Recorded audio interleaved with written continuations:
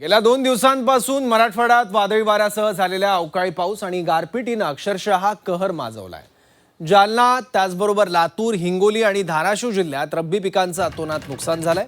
जालना जिल्ह्यात झालेल्या पाऊस आणि गारपिटीमुळे गहू, हरभरा, मका, ज्वारी, कांदा बियाणं आणि आंबा फळबागा उद्ध्वस्त झाल्या आहेत. जालन्यातल्या बदनापूर, मंठा, घनसावंगी, भोकरदन आणि जाफराबाद तालुक्यात वादळी वाऱ्यासह गारपीट झाल्यानं जिल्ह्यातील हजारो एकरवरची रब्बी पिकं आडवी झाली आहेत.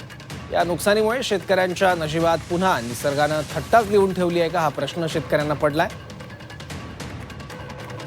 मन विषण्ण करणारं चित्र सध्या मराठवाड्यातल्या वेगवेगळ्या भागात पाहायला मिळत आहे.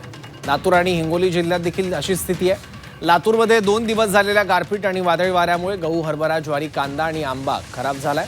तर हिंगोली जिल्ह्यातील बासंबा भागात पावसामुळे रब्बीतील शेकडो एकरावरची पिकं उद्ध्वस्त झाल्यानं शेतकरी आता चिंतेच्या गर्तेत सापडलाय.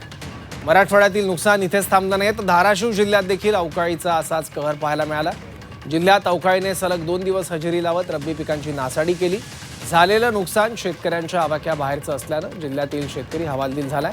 मराठवाड्यातील जालना, लातूर, हिंगोली आणि धाराशिव जिल्ह्यात वादळी वाऱ्यासह झालेला पाऊस आणि त्यामुळे उडालेली दाणादाण आता बघायला मिळते. ज्वारी पडली पुरी पलीकडं. बर किती किती एकर आहे सगळं? आता ही मका 1 एकर होती, गहू 1 एकर होता आणि तिकडे पलीकडं ज्वारी 2 एकर.